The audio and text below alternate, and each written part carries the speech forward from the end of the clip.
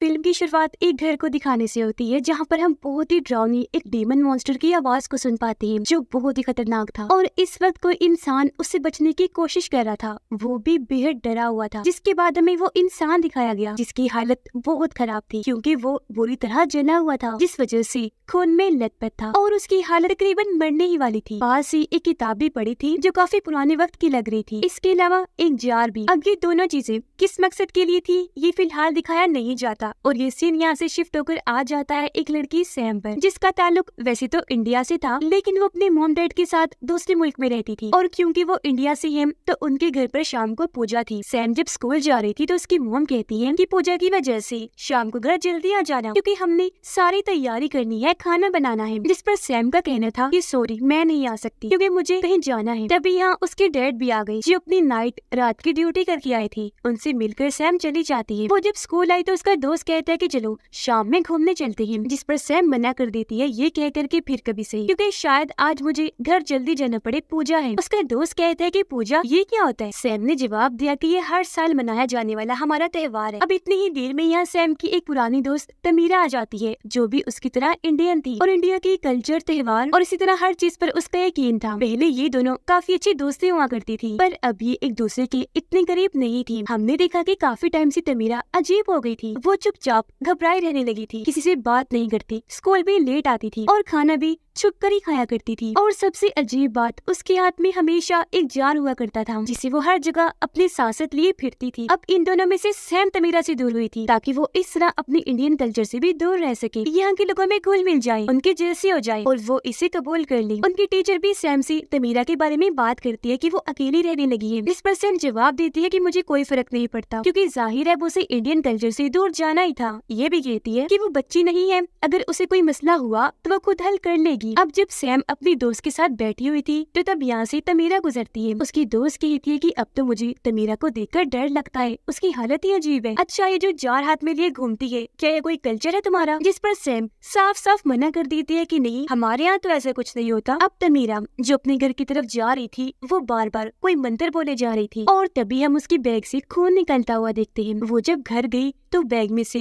Raw meat यानी कच्चा मांस निकालती है, फिर डरते डरते बोतल का ढक्कन खोलती है। उसकी हाथ कांप रहे थे और मांस को वो जल्दी से जार में डालकर फौरन ढक्कन बंद कर देती है और एकदम से पीठ मोड़ के बैठ जाती है। जहाँ तभी हम उसके पीछे बहुत ही भयानक मॉन्स्टर की आवाज को सुन पाते हैं। उसने जब पलट कर देखा तो जार में दरारें पड़ गई थी जिससे हम समझ पाए कि जार में जरूर कोई खतरनाक चीज कैद है। अगले दिन सैम जब स्कूल में थी तो वहाँ तमीरा आई जो सैम से बात करने आई थी। कहती है कि मुझे तुम्हारी मदद चाहिए और प्लीज मेरी बातों का यकीन भी करना। सैम उसे कहती है कि हाँ करूंगी यकीन, बताओ क्या मदद चाहिए। अब इससे पहले वो कुछ बोलती उसके कानों में कोई शैतानी आवाज हल्का हल्का बोलने लगती है जिससे तमीरा काफी घबरा गई। सैम उसे पूछती है कि क्या बात है, तुम काफी डिस्टर्ब लग रही हो, इतना घबराई हुई क्यों हो और कब से नहीं सोई तुम। तमीरा जवाब देती है कि वो सब छोड़ो, बस मेरी मदद कर दो और यकीन करो मेरा। ये कहकर वो जार आगे करती है, बताने लगी कि इसके अंदर कुछ है, कोई बहुत ही खतरनाक चीज जिसे तुम नहीं देख सकती सैम, पर मैं देख भी सकती हूँ, सुन भी सकती हूँ और महसूस भी कर सकती हूँ। अब सैम ने पूछा कि तुम्हें ये जार मिला कहाँ से। तमीरा बताती है कि जब मैं जा रही थी तो इस जार के अंदर वाली चीज मुझे अपनी तरफ बुलाने लगी, मेरा नाम पुकार के। मुझे पता चल गया था कि इसके अंदर कुछ है। मैंने बिना सोचे समझे जार को अपने पास रख लिया ये सोचकर कि मैं इसे संभाल लूंगी, पर अब मुझे एहसास हुआ कि ये मेरे बस की बात नहीं क्योंकि जो इसके अंदर है वो है ही इतना भूखा कि उसे दिन में कई बार कच्चा मांस चाहिए होता है खाने के लिए और अब मजीद ये मुझसे बर्दाश्त नहीं हो रहा और अब प्लीज तुम मेरी मदद कर दो प्लीज। सैम उसे पूछती है मगर इस जार में है क्या, जिस पर तमीरा बताती है कि इसके अंदर डीमन मॉन्स्टर है। और हाँ बचपन में मॉन्स्टर्स राक्षस की जो कहानी हमने सुनी है वो बिल्कुल सच है, मुझे साबित हो गया है। पर सैम उसकी बातों को यकीन ना करते हुए उसे पागल कह देती है। अपनी बात को साबित करने के लिए तमीरा उसके सामने वो जार करती है पर सैम ने हाथ मारकर वो जार ही तोड़ दिया और अब जैसे उसका कांच गिरकर बिखरा जमीन पर काला धुआं फैल जाता है, जिसे देखकर तमीरा काफी डर गई और घबराते हुए वहाँ से भाग जाती है। सैम भी उसके पीछे पीछे जाती है और अपने बर्ताव के लिए उससे माफी मांगती है, पर अब वो रुककर बिना कुछ कहे फिर से वो मंत्र जोर जोर से बोलने लगती है, जिसके साथ ही वो सैम के पीछे किसी मॉन्स्टर को आता हुआ देखती है जो तमीरा के अलावा और किसी को दिखाई नहीं दे रहा था। पर उसे देखकर उसकी हालत अब और खराब हो गई। ये देखकर सैम वहाँ से जाती है ताकि मदद ला सके, पर तभी यहाँ कोई ना दिखने वाली ताकत आकर तमीरा पर हमला कर देती है और उसे उठाकर अपने साथ अगवा करके ले जाती है और बस यहाँ हम तमीरा की चीखों की आवाजें ही सुन पाते हैं। अब तमीरा जो कि गायब हो गई थी, उसकी वजह से हर कोई काफी परेशान था। टीचर ने आखिरी बार उसे देखा था, इसीलिए वो सैम को बताती है कि तमीरा की मॉम को भी नहीं पता है कि वो कहाँ है। उन्होंने गायब होने की रिपोर्ट लिखवाई है पर उसका कुछ अता पता नहीं है।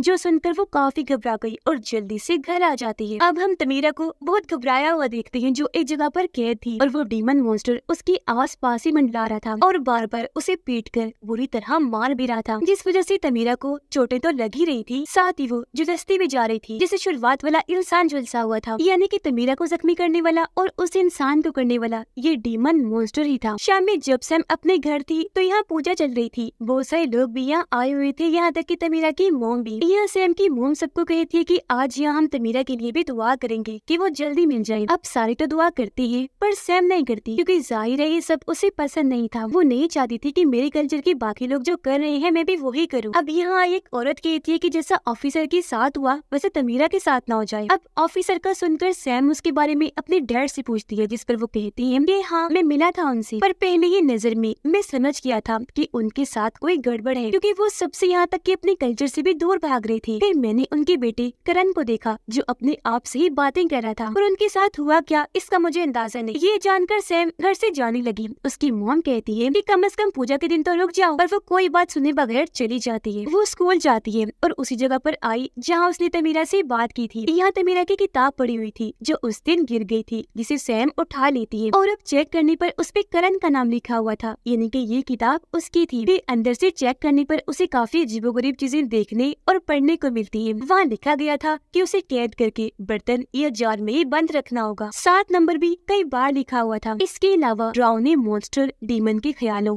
सपनों की तस्वीरें भी बनी हुई थी। पर यहाँ सैम को कुछ भी समझ नहीं आती। तभी उसके पास उसके दोस्त की कॉल आ जाती है, जिससे मिलने वो चली गई। वो पहले यहाँ उसे तमीरा के बारे में पूछती है, पर उसके दोस्त ने जब कुछ नहीं बताया तो वो करण के बारे में उससे पूछने लगी, जिस पर उसका दोस्त सैम को एक जगह पर लेकर गया और बताता है कि करण की कुछ महीने पहले ही मौत हो गई है और बिल्कुल यहाँ हुई थी। उसकी मौत पूरी तरह जलने झुलसने की वजह से हुई थी। पर यहाँ एक अजीब चीज नोटिस करने वाली थी कि वहाँ जलने जैसा कोई निशान, कोई काला निशान तक नहीं था, जिसका मतलब था कि वो बिना आग के ही जला था। जिसके बाद ये दोनों करण के खाली पड़े घर में जाती है, जहाँ पर उसके मॉम डैड की भी लाशें बुरी हालत में मिली थी। जी हाँ, वो सब खत्म हो गई थी। पर अब जब ये करण के कमरे में गई चेक करने तो वहाँ वही निशान बने हुए थे जैसे उस किताब में थी। पर यहाँ पर एक नया निशान ऐसा था जिसका मुंह बहुत बड़ा था और उसके अंदर से छोटे छोटे बच्चों जैसे निशान निकल के बाहर फैल रहे थे। अब बाहर इन्हें पुलिस की आवाज आई, इसलिए ये वहाँ से चले जाते हैं। अब रात को जब सैम सो रही थी तो उसे तमीरा के बारे में डरावने सपने आने लगे, जिनसे डरकर वो जाग गई और जाकर अपनी मॉम से बात करने लगती है। पर उसकी मॉम ठीक से जवाब नहीं देती, क्योंकि पूजा वाले दिन वो चली गई थी, जिस वजह से वो नाराज थी। उसकी मॉम कहती कि उस दिन तो तुमने जो किया सो किया, पर तुम तो अपने नए दोस्तों को भी घर नहीं लाती और अपनी जुबान बोलकर उन्हें कुछ नहीं कहती। तुम आखिर क्यों पूजा, उसके खाने और अपने कल्चर से चिढ़ खाती हो? जिस पर सैम को गुस्सा आ गया। वो कहती है कि मॉम, अगर हमने इसी तरह अपने कल्चर पर ही चलना था तो फिर हम इस दूसरे मुल्क में आए ही क्यों? वहीं रहना था ना। जो कहकर वो यहाँ से चली गई। वो अब अपने दोस्त के साथ फिर से करण के घर गई, क्योंकि कल रात वो किताब वहीं भूल गई थी। यहाँ आकर उसने बताया कि मैं और तमीरा बचपन से दोस्त थी, पर बड़े होकर मैंने अपने दोस्त बदल लिए ताकि माहौल को भी बदल सकूं। अब इसमें मेरा साथ तमीरा ने नहीं दिया तो मैंने उसे छोड़ दिया। वो ये बातें बता ही रही थी कि तभी उसे अंदर से आवाजें आने लगी, जिनका पीछा करते करते वो घर के अंदर ही जाती रही। वो इन आवाजों में इतना खो गई कि बाहर अपने दोस्त का उसे कोई ख्याल नहीं रहा, क्योंकि तभी कोई ना नजर आने वाली ताकत उसके दोस्त पर भी हमला कर देती है और बुरी तरह उसे मार डालती है। और जब बाहर आकर सैम ने ये सब देखा तो उसकी होश उड़ गई और वो फूट फूट कर रोना शुरू कर देती है। उसे कुछ समझ नहीं आती कि ऐसा क्यों हो रहा था, इस वजह से वो हर वक्त परेशान रहने लगी थी। उसकी मॉम भी परेशान लग रही थी और अपने मुल्क में अपने असली घर में वापस जाने का कहती है, क्योंकि यहाँ के लोग वैसे भी उन्हें अपना नहीं रहे, अजीब नजरों से उन्हें देखते हैं। यह सैम को परेशान देखकर उसके डैड वजह पूछते हैं, पर उसके कुछ भी ना बताने पर सैम की मॉम को गुस्सा आ गया। वो कहती है कि इसे पता नहीं क्या होता जा रहा है, ये हर चीज से दूर भागती जा रही है और ये हमें इसी वजह से कुछ बताना भी नहीं चाहती। अब हमें तमीरा दिखाई गई। पता चला कि उसे और कहीं नहीं बल्कि करण के घर पर ही कैद करके रखा गया है और वो वहाँ से कई बार भागने की कोशिश करती है, पर मॉन्स्टर उसे हमेशा खींचकर वापस पीछे ले आता है। सैम जब अपने कमरे में थी तो उसे नीचे से आवाजें आने लगती है। वो जब नीचे गई चेक करने तो वहाँ उसकी मॉम रो रही थी। ये उन्हें चुप करवाती है, पर ये उसकी मॉम नहीं बल्कि वही मॉन्स्टर था जिसने उसकी मॉम का रूप लिया हुआ था और अब वो सैम पर हमला करने के लिए आगे बढ़ा, जिस वजह से डरकर वो यहाँ से भाग गई, जिसके साथ ही उसकी आँख खुल गई क्योंकि ये दरअसल सिर्फ एक बुरा सपना था, पर सपने में ही सही उसने आज यहाँ उस मॉन्स्टर को देख ही लिया था। अब अगले दिन सैम स्कूल जाकर अपनी टीचर को वो सब कुछ बता देती है जो कुछ उसके साथ हो रहा था। कहती है कि मैं हर चीज से दूर होती जा रही हूँ, किसी से खास बात भी नहीं करती, और एक चीज है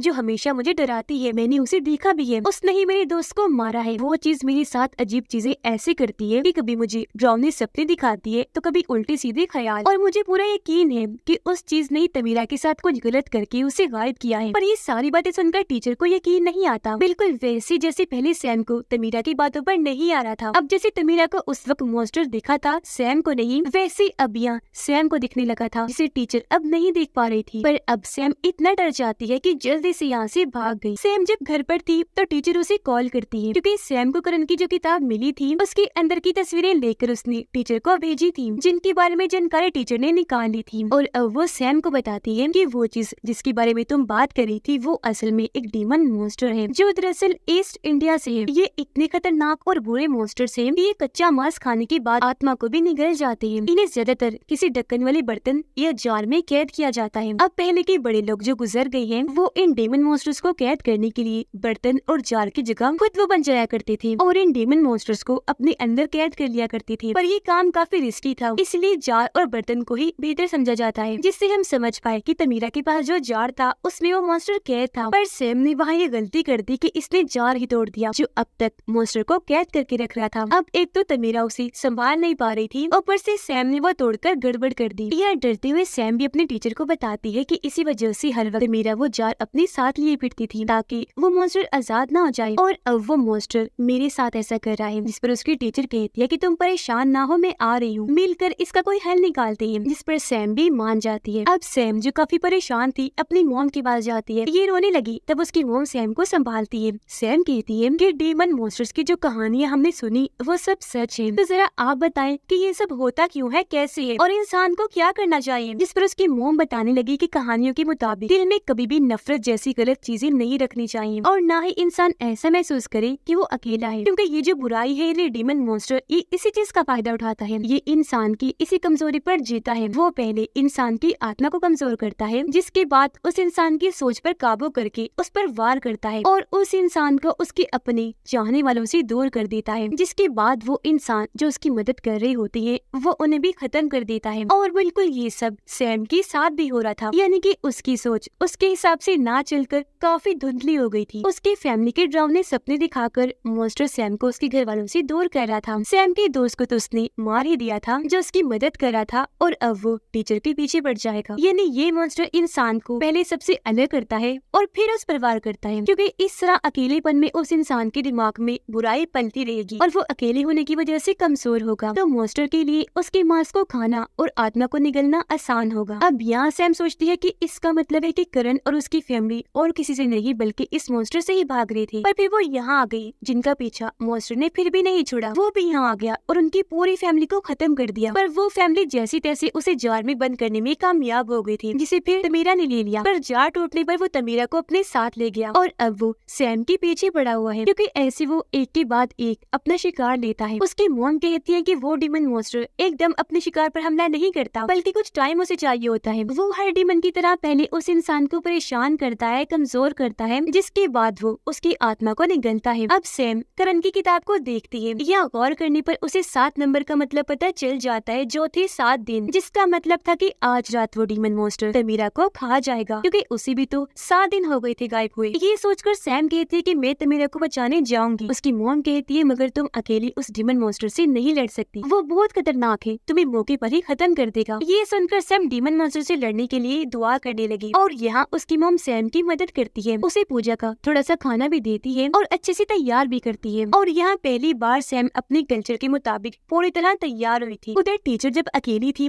तो उस पर डीमन मॉन्स्टर हमला कर देता है, उसे काफी बुरी तरह मारता है, जिससे वो जख्मी हो गई क्योंकि वो उसकी जान लेना चाहता था। और उधर सैम को याद आया कि करण डीमन मॉन्स्टर को जार में कैद करते करते ही मरा था, जिसका मतलब कि किताब में यही कहीं वो मंत्र लिखा होगा जिसे किसी मॉन्स्टर को कैद किया जाता है। वो जल्द इन्हें वो मंत्र मिल भी गया जिसे अब ये दोनों मिलकर पढ़ने लगती हैं। जिससे हुआ ये कि डीमन मॉन्स्टर टीचर को छोड़कर यहाँ से चला जाता है। पर थोड़ी ही देर में वो इन दोनों माँ बेटे के पास आ गया, इन पर हमला करके काफी जख्मी कर देता है। पर उसकी मॉम हिम्मत नहीं हारती और मंत्र को पढ़ती ही रहती है, जिस वजह से वो डीमन मॉन्स्टर यहाँ से चला जाता है। अब तभी सैम सोचती है कि आखिर तमीरा कहाँ हो सकती है, जो सोचकर वो करण के घर आ गई, जहाँ उसे तमीरा तो नहीं लेकिन वो डीमन मॉन्स्टर मिल जाता है। वो उसे मारने के लिए सैम के पीछे पड़ जाता है, तब वो अपनी जान बचाने के लिए आगे बढ़ती रहती है। वो सीढ़ियों से नीचे आई और यही वो जगह थी जहाँ पर डीमन मॉन्स्टर ने तमीरा को कैद किया हुआ था। यहाँ वो बुरी हालत में पड़ी हुई थी क्योंकि अपनी मौत को कबूल करके हार मान चुकी थी। अब सैम उसे जगाने की कोशिश करती है, लेकिन तभी उसके सामने वो डीमन मॉन्स्टर आकर खड़ा हो जाता है, जिसका रूप हम यहाँ पहली बार देख पाते हैं, जो सच में बेहद डरावना था। अब यहाँ सैम अपना दिमाग लगाती है, वो मंत्र पढ़ने लगी ताकि डीमन मॉन्स्टर बोतल में कैद हो जाए। पर वो दोनों की भी कमजोर थी, इसलिए डीमन मॉन्स्टर उसे तकलीफ देकर बोतल ही तोड़ देता है। ये देखकर तमीरा हिम्मत करती है और अब उसने ये मंत्र पढ़ना शुरू कर दिया था। दोनों क्योंकि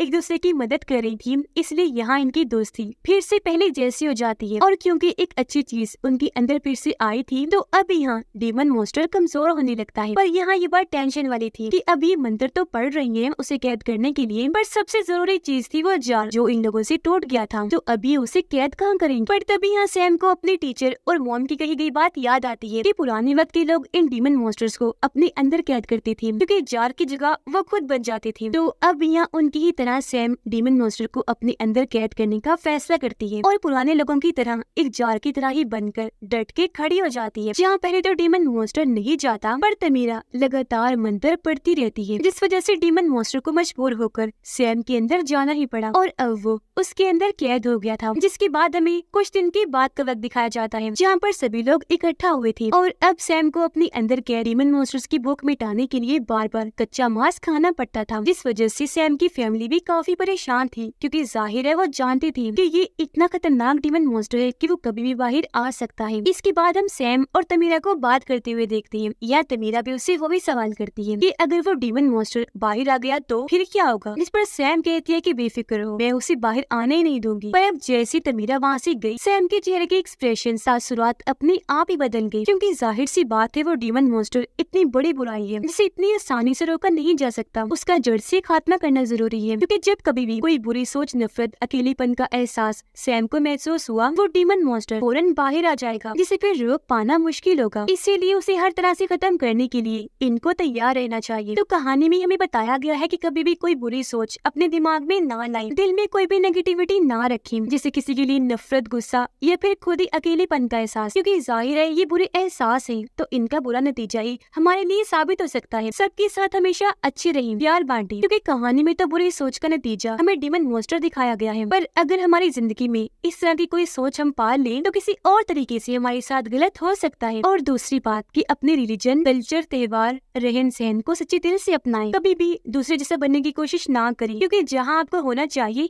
आप वही है और दूसरों से कई गुना बेहतर है, क्योंकि आप बेशक जितनी मर्जी कोशिश करें, आखिर में आपको वही चीज अपनानी होगी। और इसी के साथ ये कहानी इधर ही खत्म हो जाती है।